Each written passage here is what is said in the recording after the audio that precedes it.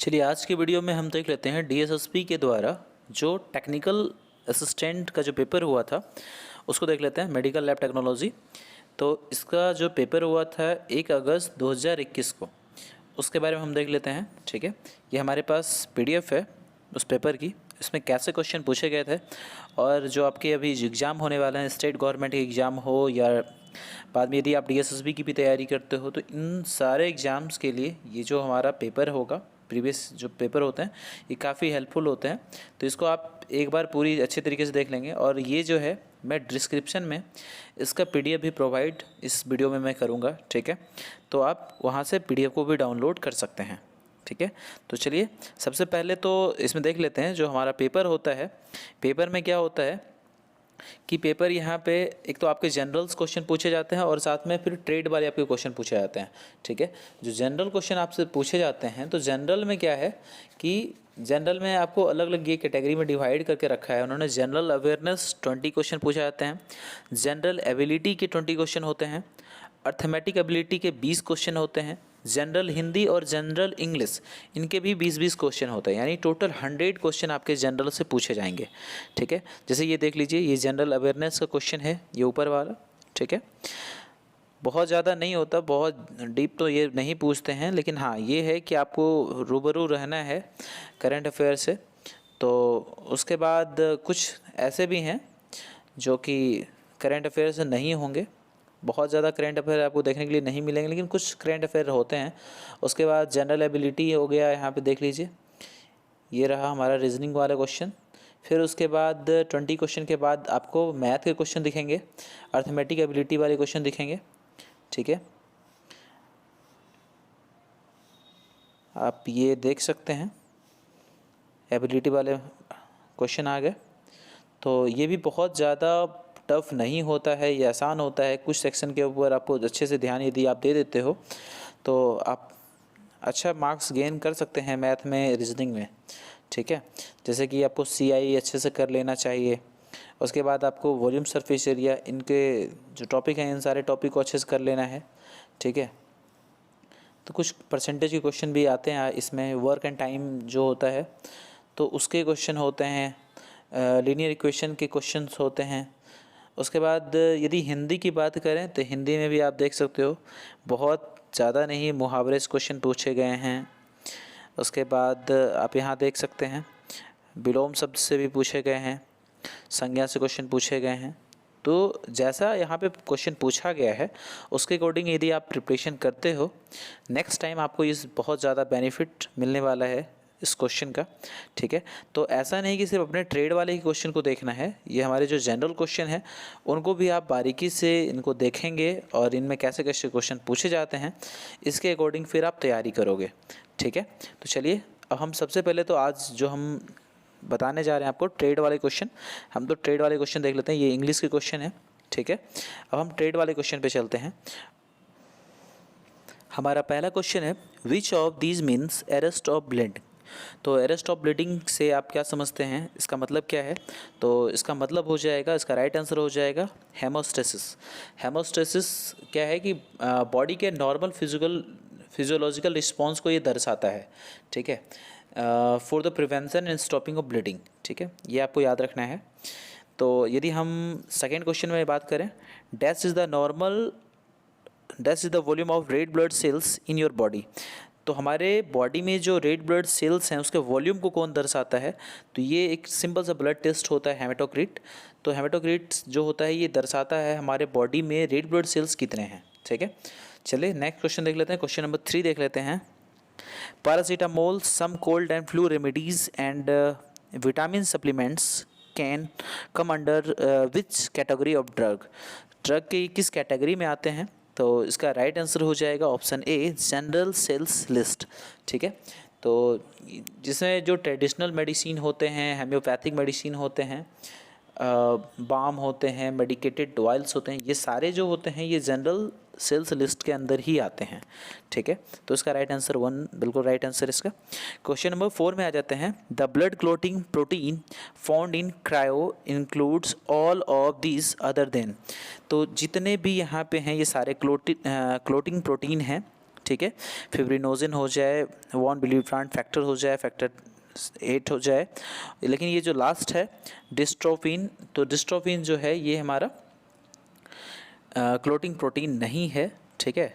तो इसके बारे में यदि हम बात करते हैं तो इसका फंक्शन क्या है, तो इसका बस ये याद रखना है कि एक पार्ट है ग्रुप ऑफ प्रोटीन का डिस्ट्रोफिन, ठीक है। स्केलेटल और कार्डियक मसल्स जो होता है उसमें ये प्रेजेंट होते हैं और ये साथ में वर्क करते हैं मसल्स फाइबर्स, मतलब आप एक तरह से कह सकते हैं कि जो कॉन्ट्रैक्ट और रिलैक्स होता रहता है मसल्स, उसको ये फैटिग होने से प्रिवेंट करता है, ठीक है। तो ये इसका काम है, आपको याद रखना है, इंजरी होने से ये प्रिवेंट करता है। नेक्स्ट क्वेश्चन देख लेते हैं। क्वेश्चन नंबर 5 है, after completion of life span the RBC are removed by the macrophage of.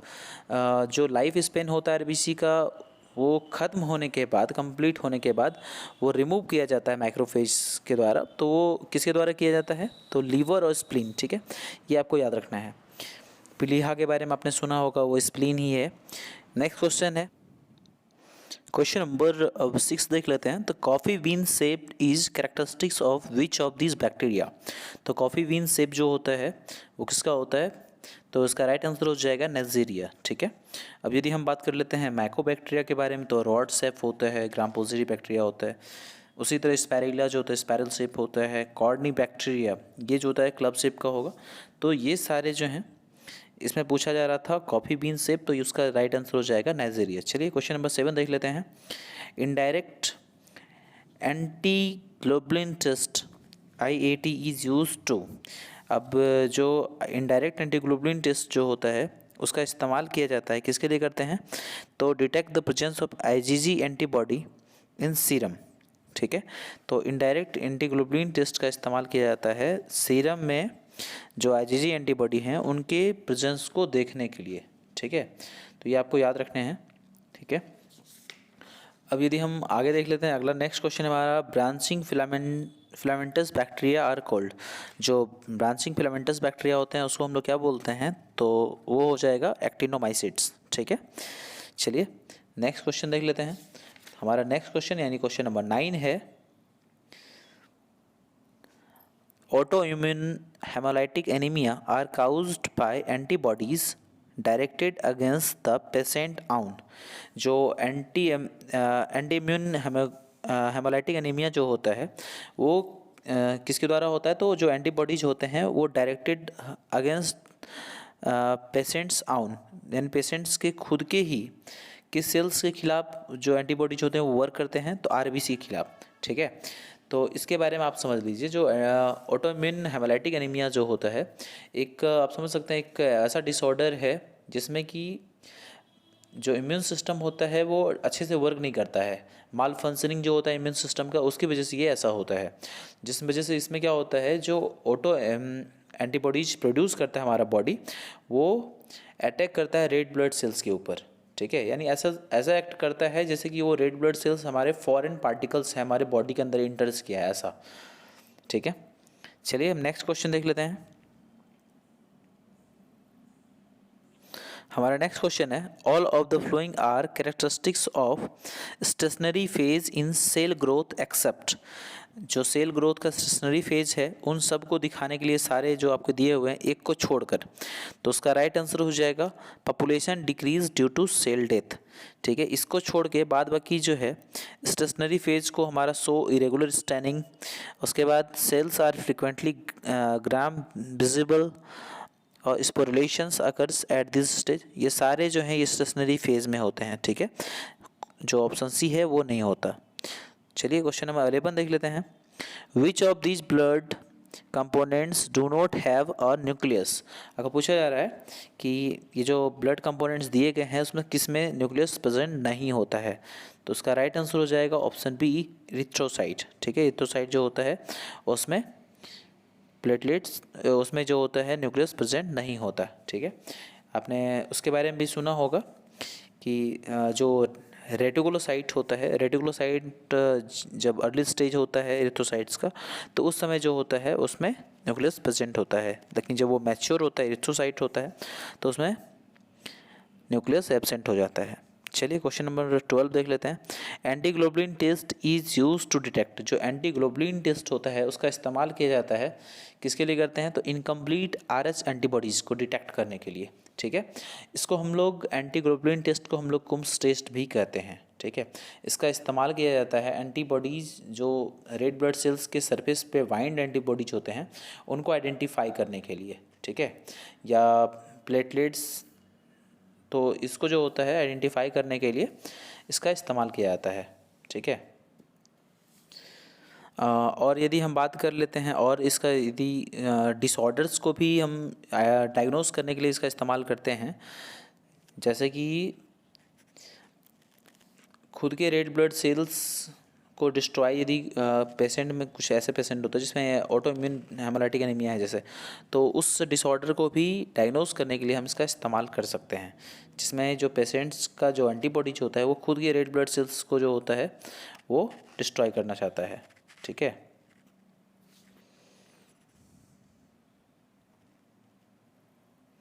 चलिए नेक्स्ट क्वेश्चन देख लेते हैं। Question number 13, which of these is not a spirochaetes. इसमें पूछा जा रहा है स्पायरोकेट्स कौन सा नहीं है। ठीक है, तो इसमें राइट आंसर इसका हो जाएगा नाइजीरिया। नाइजीरिया के बारे में, नाइजीरिया जो है एक लार्ज ग्रेन्यूल बैक्टीरिया है। ठीक है, जीनस ऑफ बैक्टीरिया का एक मतलब आप समझ सकते हैं एक बैक्टीरिया है। ठीक है, और जो म्यूकोसल सरफेस होते हैं एनिमल्स के, तो म्यूकोसल सरफेस में ये नाइजीरिया प्रेजेंट होता है। ठीक है, ये आपको याद रखने हैं। चलिए नेक्स्ट क्वेश्चन देख लेते हैं। नेक्स्ट है हमारा क्वेश्चन नंबर 14, डीपीटी या triple vaccine given to kid do not contain which of one of this. जो डीपीटी दिया जाता है तो इसमें से या ट्रिपल वैक्सीन जो दिया जाता है उसमें से क्या कंटेन नहीं है, तो ये तो आसान सा क्वेश्चन है क्योंकि आप फुल फॉर्म देख सकते हैं। डीपीटी में डिप्थेरिया आ जाता है, पर्ट्यूसिस आ जाता है और टेटनस आ जाता है, तो एक बच क्या रहा है, माइकोबैक्टीरियम। तो माइकोबैक्टीरियम को छोड़ के ये सारे जो होते हैं वो किड्स को वैक्सीन के फॉर्म में दिए जाते हैं। ठीक है, डीपीटी। चलिए अब नेक्स्ट क्वेश्चन देख लेते हैं। Question number 15, which of these is the major immunoglobin in colostrum, saliva and tears. Colostrum के बारे में तो पता ही होगा कि ये जो first milk after baby birth जो सेक्रेट होता है वो कोलोस्ट्रम, सलाइवा और टीयर्स, इन सब में जो होता है, इन सब में कौन सा एंटीबॉडीज प्रेजेंट होता है, इम्यूनोग्लोबिन प्रेजेंट होता है, तो उसका राइट आंसर हो जाएगा IgA। ठीक है, ये आपको याद रखने हैं। क्वेश्चन नंबर 16 देख लेते हैं। Which of these are store house of inflammatory mediators that are releasing during IgE mediatory hypersensitivity reaction and responsible for associated inflammatory response and tissue injury। जब टिश्यू इंजरी होता है या हाइपरसेंसिटिविटी रिएक्शन होता है तो वहाँ पे आपको ये बताना है कि कौन से जो सेल्स हैं वो एक्टिव हो जाते हैं, वो ज़्यादा दिखेंगे, तो वो हो जाएगा बैसोफिल। ठीक है, ये आपको याद रखना है कि बैसोफिल जो है ना एक वाइट ब्लड सेल्स का एक टाइप है जो रिस्पॉन्सिबल होता है फंगल इन्फेक्शन के खिलाफ फाइट करने में। तो यदि कभी फंगल इन्फेक्शन या बैक्टीरियल इन्फेक्शन या वायरल इन्फेक्शन होता है तो ये बैसोफिल जो होता है ये ज़्यादा दिखने लगता है। ठीक है,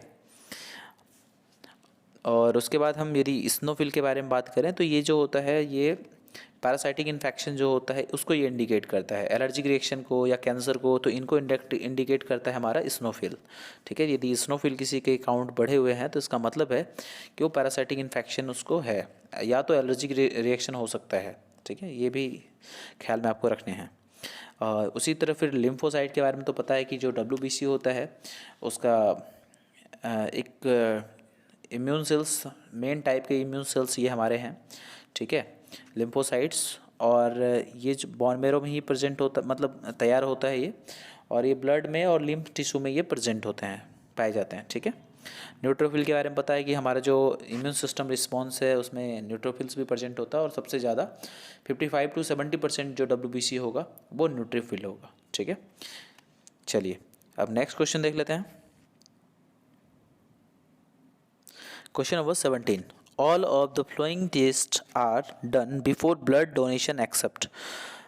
इसमें से पूछा जा रहा है कि जो ब्लड डोनेशन होता है वो उसमें से कौन से टेस्ट को छोड़ के बाद बाकी सारे टेस्ट होते हैं। तो सीबीसी काउंट नहीं होता, ये आपको याद रखना है कि एवियो ब्लड ग्रुपिंग होता है, आरएस टाइपिंग होता है, स्क्रीनिंग ऑफ करंट या पास्ट इन्फेक्शन इसके बारे में टेस्ट किए जाते हैं, ठीक है, लेकिन सीबीसी काउंट नहीं किया जाता, ठीक है। चलिए क्वेश्चन नंबर 18 देख लेते हैं। Psychoactive drug do not include which one of these. जो साइकोएक्टिव ड्रग होते हैं उसमें क्या प्रेजेंट नहीं होता है, क्या इंक्लूड नहीं होता है। तो एमोक्सासिलिन को छोड़ के ये जितने आपको दिए गए हैं ऊपर में वो सारे साइकोएक्टिव ड्रग में प्रेजेंट होते हैं, ठीक है। तो ऑप्शन डी जो है इसका राइट आंसर हो जाएगा। चलिए क्वेश्चन नंबर 19 देख लेते हैं। 19 नंबर क्वेश्चन में है हमारा, presence of which of these is useful in diagnosis of congenital infection such as syphilis, rubella, HIV infection and toxoplasmosis। तो आपको पूछा जा रहा है कौन सा कॉजेंटियल इन्फेक्शन जो होगा डायग्नोस करने के लिए इसमें से कौन से एंटीबॉडीज़ जो होंगे वो हेल्पफुल होंगे। तो इसका राइट आंसर हो जाएगा IgM, ठीक है, ये आपको याद रखना है। चलिए क्वेश्चन नंबर, अब हम लास्ट आज के लिए ज़्यादा नहीं 20 तक देखते हैं, फिर नेक्स्ट जो वीडियो होगा उसमें फिर 20 क्वेश्चन देखेंगे। क्वेश्चन नंबर 20 है, scarlet fever is caused by which of this. जो स्केलेट फीवर होते हैं वो किसके द्वारा होता है, किसके द्वारा काउज किया जाता है। तो ये एक बैक्टीरियल इलनेस है, ठीक है। स्केलेट जो फीवर्स होगा वो किसकी वजह से होता है, तो स्ट्रेप्टोकोकस पायोजेंस, स्ट्रेप्टोकोकस पायोजेंस की वजह से स्केलेट फीवर्स होता है, ठीक है। ये मोस्टली जो बच्चे होते हैं 5 साल से लेके 15 साल के जो बच्चे होते हैं इस एज के, तो उनको स्केलेट फीवर जो होता है बहुत उनमें कॉमन है, ठीक है। चलिए अब नेक्स्ट वीडियो में फिर आगे के क्वेश्चन को देखेंगे, नहीं तो ये वीडियो जो है ये काफ़ी बड़ा हो जाएगा और फिर उतना जो बड़े वीडियो होते हैं उसमें आपको भी जो है बहुत ज़्यादा टाइम इन्वेस्ट करना पड़ेगा। तो अभी मेरा एक सजेशन है कि जितने भी क्वेश्चन मैंने बताए मैंने बहुत हद तक डील कर दिया है हर एक क्वेश्चन को, फिर भी आप जो हैं इन क्वेश्चन के जो ऑप्शन हैं उनको भी अच्छे तरीके से देखोगे, क्योंकि हो सकता है ये जो ऑप्शन आ रहे हैं उस ऑप्शन में से कोई क्वेश्चन तैयार हो नेक्स्ट टाइम, तो ये भी आपको अच्छे तरीके से करके जाना है एग्जाम में, ठीक है। तो आज के लिए बस इतना ही, बाय बाय, टेक केयर।